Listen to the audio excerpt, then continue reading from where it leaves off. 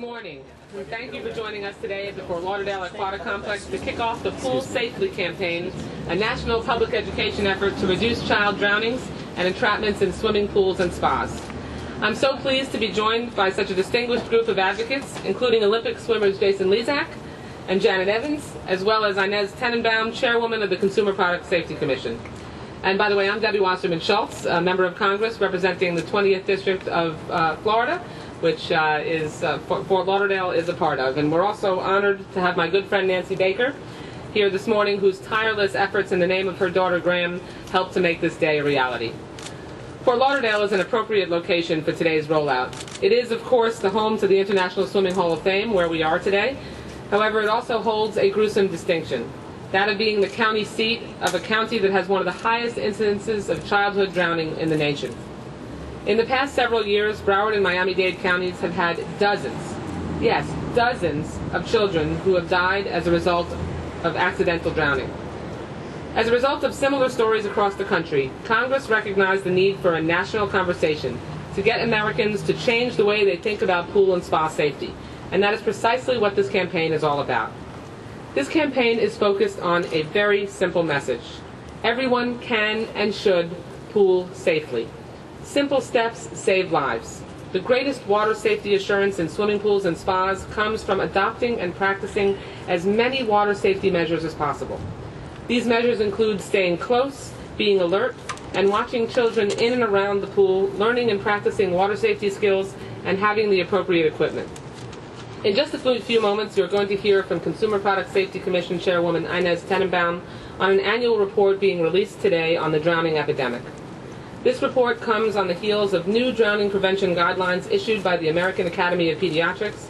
With summer swim season right around the corner, it is reassuring to see so many advocates coming together today to highlight the importance of pool safety. Education is such an important component in fighting the battle against childhood drowning, and I'm pleased that Congress and President Obama provided the necessary funds to ensure a successful prevention campaign. But we must expand these efforts even further. That is why we must encourage communities around the country to provide free swimming lessons to low-income children as part of an overall childhood safety program. This is especially true within minority communities where there is a larger population of people who don't know how to swim. Organizations in South Florida, such as Swim Central, offer access to swimming education and are teaching swimming skills that help save lives. We need to make sure that similar programs are being replicated nationwide, and I promise to fight to make sure that that happens. Today marks an important step toward achieving the goal of eliminating, not just reducing, childhood drowning. With all of your continued support, I know that we can make this goal a reality. And let me just add as a personal note, as a mom with 3 young children, I can tell you that I have watched my children around water many, many times. And no matter how vigilant a parent you are, every parent knows that your child can get out from under you in an instant.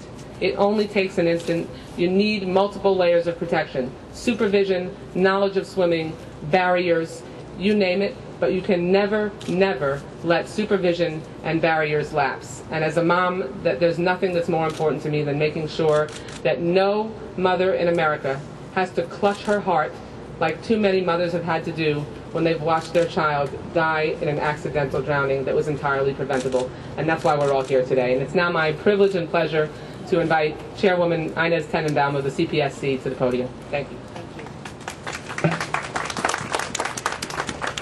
Congresswoman Wasserman Schultz, thank you for hosting today's event. It's a pleasure to be here in your district. You are a selfless advocate for the well-being of children, and your support for the CPSC has meant so much to me personally and my agency. Your constituents are fortunate to have you as their representative in Congress. We also want to thank the International Swimming Hall of Fame for letting us host this event here today. We're here today for a simple but powerful reason: to save the lives of children in Florida and across the country this summer. With Memorial Day weekend fast approaching, the majority of pools and spas in this country will soon be open. And the CPSC has new and troubling data to share. Our data is showing that an average of 385 drowning deaths and 4,200 submersion injuries each year involving children younger than 15. As you might imagine, the majority of these pool and spa incidents involve children under 5. But contrary to what some may believe, pool and spa drownings do not involve a lot of yelling and splashing. They happen quickly and quietly. A toddler wanders out the back door. A child wanders past an open gate. That is why we're here today, to prevent what can happen next. To take up this cause like never before, the pool and spa safety community is joining forces. Here with us today, of course, is Congresswoman Wasserman Schultz, Nancy Baker, and Karen Cohn, who have turned tragedy into advocacy. Janet Evans and Jason Lezak, proud Olympic swimming champions and parents. Safe Kids USA, American Red Cross, YMCA of the USA, National Drowning Prevention Alliance, Home Safety Council, Abby's Hope, World Water Park Association, the Association of Pool and Spa Professionals, and my agency, the U.S. Consumer Product Safety Commission. We are all joining forces today to launch a new program and to show our commitment to the safety of children. We are calling upon families and communities to take simple steps that will save lives. We are calling upon families and communities to pool safely. Pool safely, that is the name of our brand new national campaign, and its call to action.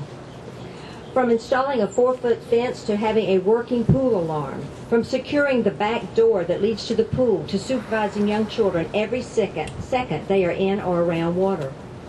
These are simple and effective steps.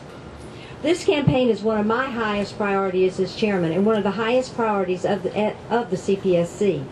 We believe in pool safety campaign, and we are so pleased to be partnering with Widmeyer Communications to spread the word about it across this country.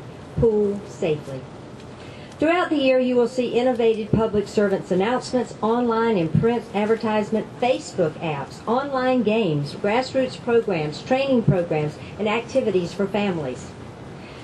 The funding for this campaign came from Congresswoman Wasserman Schultz in the House Appropriations Committee, and we sincerely thank you for it. The campaign we are launching today is a key part of the CPSC's work to implement the Virginia Graham-Baker Pool and Spa Safety Act. This child safety law has makes tens of thousands of pools safer by increasing the attention of a hidden and awful hazard. The hazard that does not happen quickly or quietly, and that is drain entrapment. Nancy Baker, who was the driving force behind the passage of this important law, will talk to us more about this hidden danger. Parents should know that many public pools and spas across the country have installed newer and safer drain covers as another step, this step being required by federal law to keep their children safe.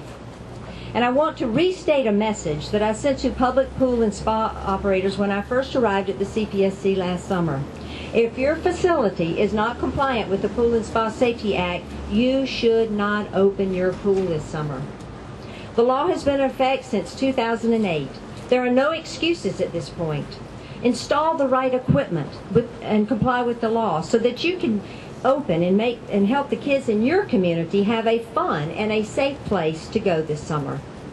Let me close my remarks today by once again thanking all of our partners who are here today. I'm very excited